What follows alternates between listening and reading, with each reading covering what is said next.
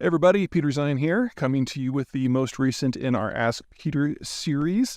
Today the question is about thorium power. Now, there's uranium-based nuclear power. Thorium is a potential substitute. It's a different element, different chemical process.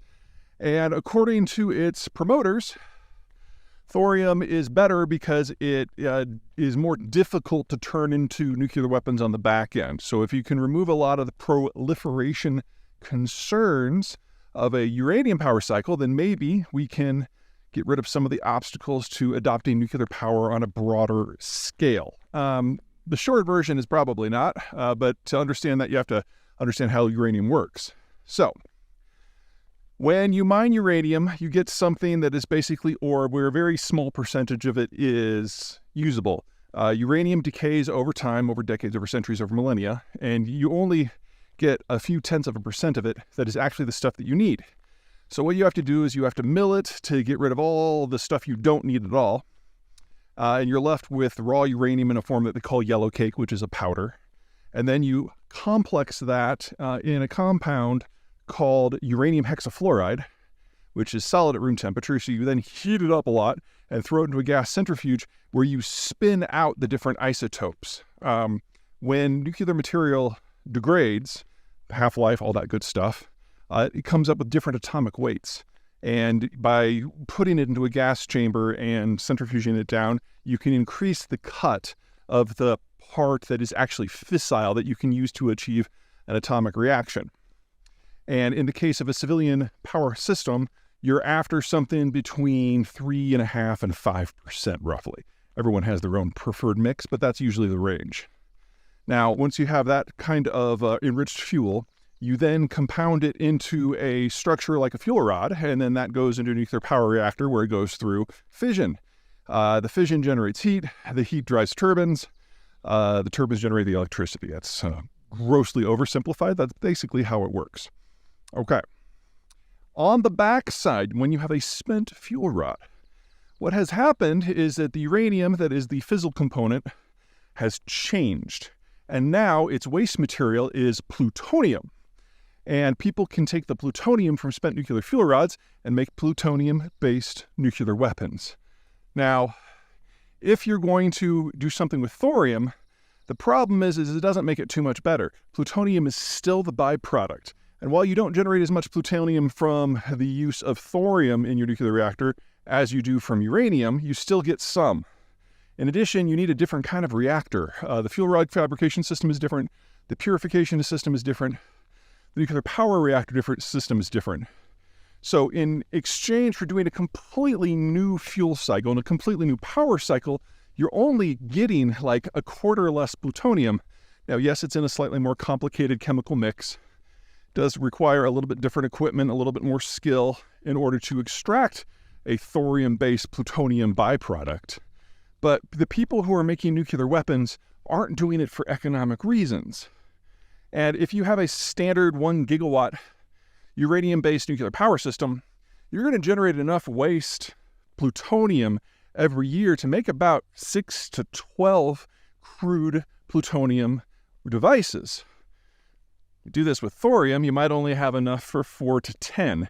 It's a marginal difference, honestly. So it's an interesting technology. And for countries like India, who have a lot more thorium than they do uranium, it's probably worth exploring just for the power sake. But it's not going to solve anything on a non-proliferation issue. Neither is it a silver bullet that will solve the nuclear industry's problems. The big issues you have with the nuclear industry, in addition to proliferation, are you've got the spent waste you have to do something with.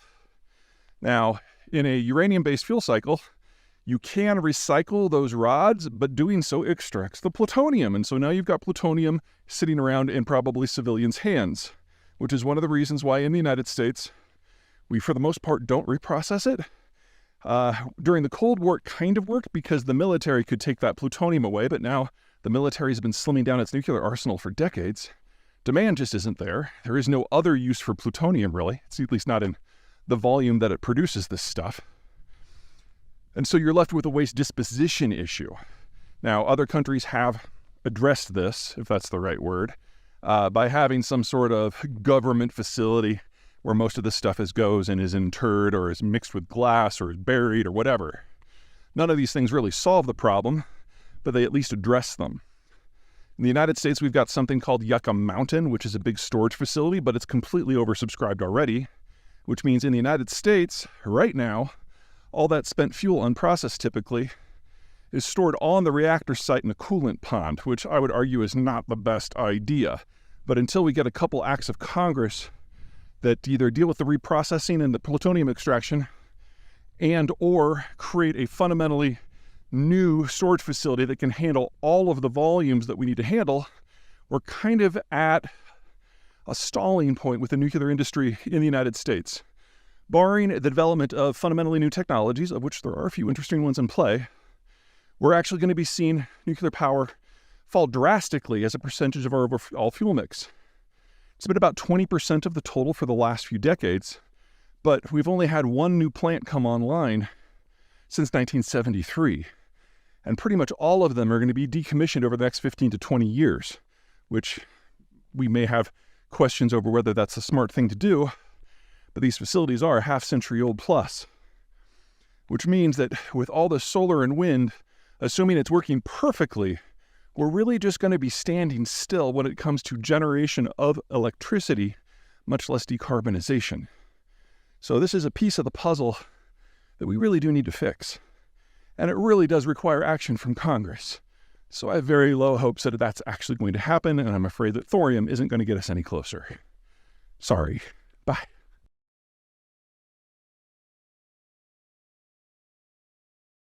Everybody, Peter Zeihan here, coming to you from central Colorado, about 12,500 feet, just below a fairly sizable snowfield on a mountain I was climbing. I figured this moment was the best time I could think of to talk about the Arctic. A lot of you have written in and wondering if we're on the verge of a new era of exploration and exploitation and development. Can't rule it out, but a couple things to keep in mind. Number one, the Arctic is, for the most part, completely unpopulated. And so even if you have a wonderful mineral resource, you then have to go into tundra in order to build roads or ports or airstrips. Tundra is not great land to deal with. In the summer, it tends to turn into a full-on swamp. So if you're going to have a town, it has to be elevated. And if you're going to have a road, it has to be on a raised berm that stretches hundreds, if not thousands of miles, which is why most of the remote places in Russia and Canada for mining aren't on the road network. You basically fly in, and then the place is just a frozen version of hell in the winter. If you want to do offshore, you're not just dealing with ice, you're dealing with moving sea ice, which means that most of what you have to do has to be under the ice, and yet it still has to be pumped back to the shore where it can be stored until the ice melts in the summer. So now you also need storage. So your cost for development for facilities up there is very high. The maintenance cost is extreme, and you're not going to be able to have a regular income stream because you can only ship out seasonally. Then there's the problem that where there are populations on the or above the Arctic Circle are very, very limited. You basically have two categorizations. The first is you've got the Russians, because during the Soviet period, the Soviets saw the entire Arctic zone as a zone for national security, and even though it made no economic sense, they settled people up there to the tune of a few million. Now, the vast majority of those people have found ways to get back to warmer climes, but there are still places like Murmansk and Norilsk that are way up there. The thing is, no one is going to sink the capital and technology that is necessary to develop the Russian Arctic. Exxon was doing a little bit on this in places like Murmansk and Vendré, I'm sure I mispronounced that, sorry Russians, and the Yamal Peninsula, but in the aftermath of the Ukraine war, that money's gone away. And there aren't a lot of companies on the planet that have any sort of experience in dealing with this sort of thing. The Russians do have some limited skills. Obviously, they've got plenty of experience. The problem is that the gutting of the Russian demographic structure is well underway, and the youngest people who were trained in the Soviet period with the full suite of technical skills necessary to do things like this, they're in their early 60s now. There just aren't enough people out there to do it, and the Russians have never had the capital to do it in any sort of scale. The other classification are places where the normal rules of the Arctic do not apply. There are a couple of places in the poles where warm water currents wash up against the coastline of the continent and make it a zone that is ice-free year-round. And the one that matters there the most is the North Atlantic drift going up to northwestern Europe. So the entirety of the Norwegian coast is ice-free year-round. And that's one of the reasons why Norway has become one of the world's preeminent energy powers, because they can go into the offshore oil and natural gas zones and produce year-round. They still have to deal with the depth. They still have to deal with offshore. They still have to deal with relatively light population densities. They still have to deal with storms. But at least they don't have to deal with moving sea ice. And as a first world country, they have capital access that the Russians simply can't match. The thing, however, though, is it's already ice-free. If you want anything more than what you've got right now, you've got to wait for the pole to melt out. And I have not seen a single estimate that suggests that the Arctic Ocean will be ice-free in the winter before the end of the century. Remember, the problem isn't just ice. It's seasonal ice that moves. And then the other issue is if you're not after resources, you might be after transport. The idea that you can ship things from Europe to East Asia back and forth much more easily than you can going the southern route through Suez or around Africa and India. Well, technically there might be something to that. But again, seasonal sea ice, you have to wait for the place to be ice-free. Otherwise, all the aids to navigation have to be redropped and recharted every single season. So again, seasonal route. And even if you're relying on an icebreaker, that icebreaker is going to be Russian. And in the current environment, there aren't a lot of people who want to rely upon the Russians for safety in times when there's distress, because for several thousand miles of empty trackless ocean and ice, there is no one else you can call. Finally, if you're going to do this, you're connecting East Asia, the most rapidly aging part of the planet, with Western Europe, which is the second most rapidly aging part of the planet. So you're making a long-term bet on two regions that demographically are not going to be able to trade much at all for much longer because they simply don't have any consumption that is going to be sustainable in the long run. So I don't think without a series of technological breakthroughs that are not very likely, we're going to see a lot of development up there. Everyone will play. Everyone always plays. But this is one of those things at the top of the world that's just going to stay there. All right, that's it. Take care.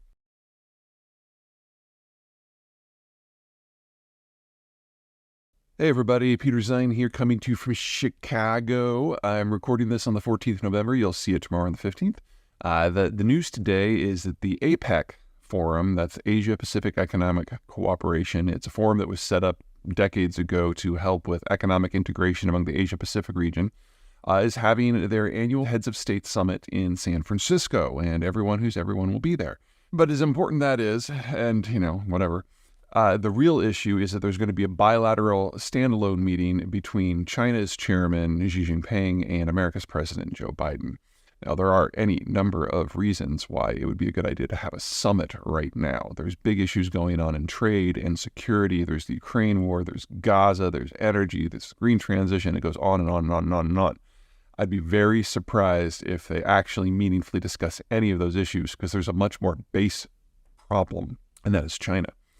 China's cult of personality that has gathered around Xi Jinping has now become so strict that information is not being exchanged in the country.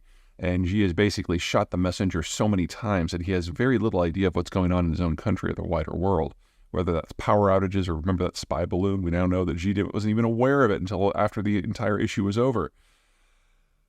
So we, the United States, has tried on multiple occasions to meet with some of the uppity-ups high up within the Chinese bureaucracy and state authority systems, and have discovered that really no one has reliable access to the chairman at all. So, for example, Secretary of State Blinken and Secretary of Defense Austin have both been to China to speak with their counterparts, only to discover that their foreign minister and their defense minister don't actually have access to the chairman. It hadn't for some time, and by the way, they both got fired shortly thereafter. So we're sending in the only gun that's bigger than SecDef and SecState, and that is the president himself. So Xi and Biden will be meeting the day you see this, the 15th, and I'm not expecting meaningful policy addressings. We're just trying to find out if the guy has lost his mind at this point. Once you turn 60, things start to go a little sideways, and Xi is now 70. And since no one, except for, say, Vladimir Putin, has had meaningful access to Xi in years, This will be the first chance for the United States to judge whether the guy on the other side of the table still has his faculties about him. And luckily, the person who's going to be judging whether or not the Chinese leader has failed because of age is Joe Biden. So, he knows what to look for.